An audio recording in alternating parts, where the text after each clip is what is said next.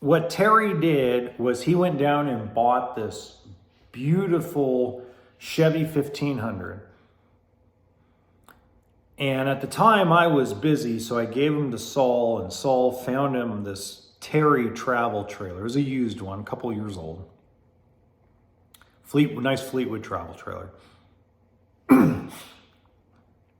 And Saul is like, man, you followed up with that guy for 2.5 years and we finally sell him, and now you got to split the commission. I said, oh, it was 100% worth it to me. I almost split almost every deal with Saul at one point just because he was a really good partner, really good guy to work with. So we all hug and high five, and off he goes. It was on a Wednesday that he picked up the travel trailer.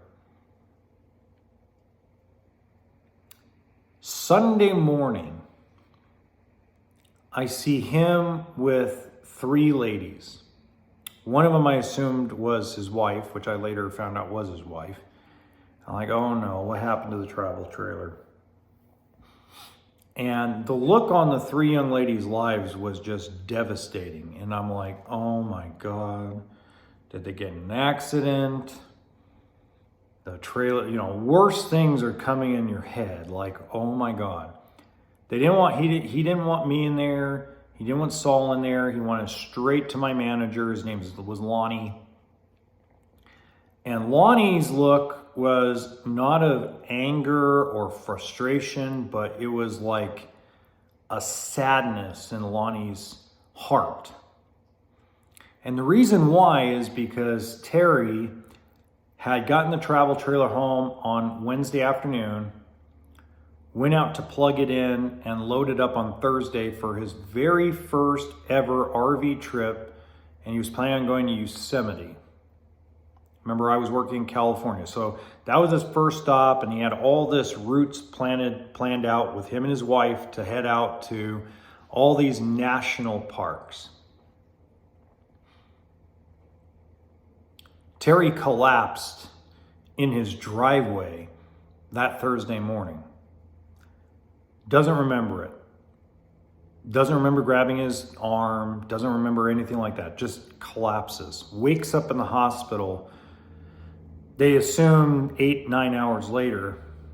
They ran tests. He had stage 4 cancer. And I don't remember where the cancer was, but they said that it would have metastasized into his brain. And they said that he needed to get his affairs in order because he was they gave him, like they said, it could be days, it could be weeks. It will be soon. And there's nothing they could do about it. So just imagine that. Waited his whole life, worked his whole freaking life,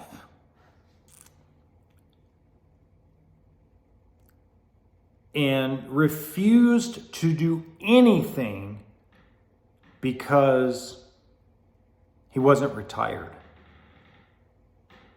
Just imagine that.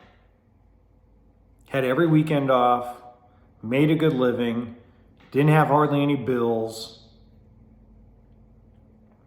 but refused to even start his dream because he wasn't retired.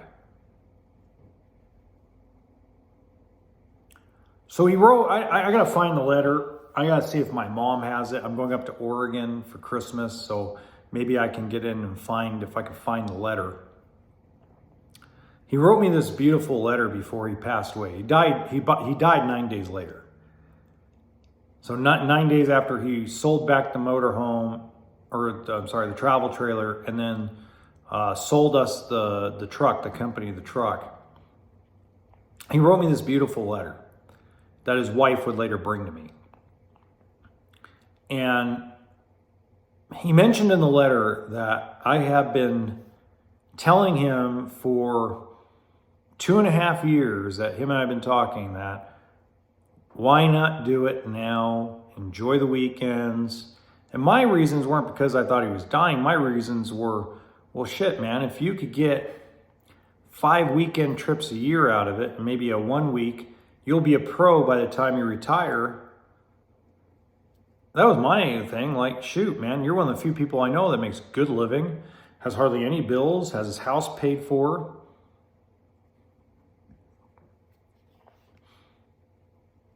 And in the letter, he explained to me that he was raised not to spend money until he had the time. And his biggest regret wasn't that he waited till he retired, but his biggest regret was that he was scared out of a weird kind of fear to not do anything, including RVing, until he was retired, because that's how he was brought up.